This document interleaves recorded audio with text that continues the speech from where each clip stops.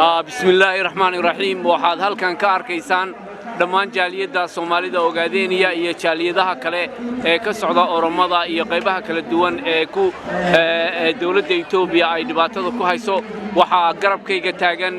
isduwii hore ee jaaliyadaha Mudane Yuusuf Ismaaciil xogayaha jaaliyada Soomaalida Ogaadeniya Mudane Axmed Sheekeye mudane magan sheekeye ku soo dhawow saxaafadda Soomaalida Ogaadeniya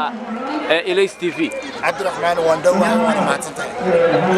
ما توقع كان الصعوبة نمت إن كنا بحنا تلسك إثيوبيا يجعب شعب كرير وعلينا يكون حصوقة يدلك الدرس كهذا سواء كانوا كنا كان الصعوبة نمت إن وجنا ملا عن قوسه وجنا وشيء ستحدث صوتها رحمة رئيسنا إثيوبيا جيبوتي كوادن باب الشراكة وعلينا سو كلنا نموتشنا تدمنا عد شكلها لا يرتاح كنيدي أنت يطلق كلامه وإلا هندي عربته كل شام كوكتها بوليجيسي ليميتد وصلنا دي هالشينا سيا شحر مو هونا أفريقيا كلها كان فايدة استجوابها على عادات أنت كنين هنا نموتشنا تدمنا يسوتشنا باب الشراكة وعلينا كل شيء خلص بيجي عبكان وشعب وعلينا يا حبيبي راتين متلين اسكن عارفين وش السؤال أدب ما سنت مدن يوسف إسماعيل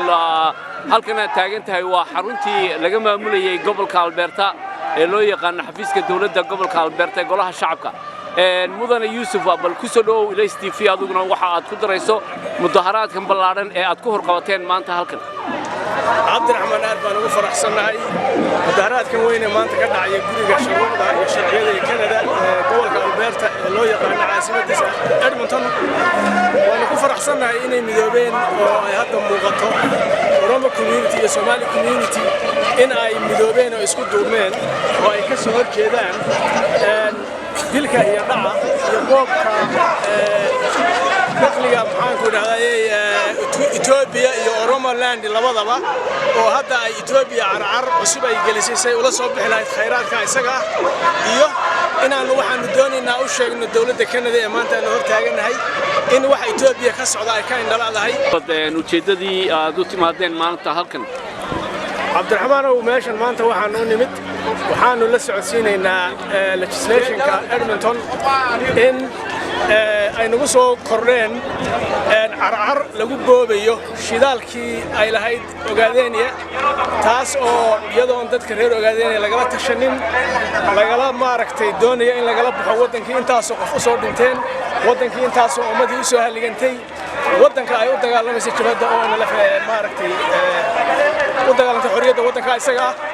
waxaan u sheegaynaa in ay Djibouti ay la saxeexdeen heshiis beenbeen ah oo taliska Itoobiya taliska maxaan ku dhahdaa maqala ay xaruntiisu tahay ee la yiraahdo wayaanuhu in Ismaaciil Umar Geelle iyo dawladda Djibouti la saxeexdeen heshiis been ah oo ay kula baxaan shidaalka iyo khayraadka Ogaadeniya taa markaan ka war helay adduunka oo dhan waan uga diyaar garoonaysan uga soo horjeedno uma ogolin ciidan maartay Ogaadeniya inuu wax laga baxo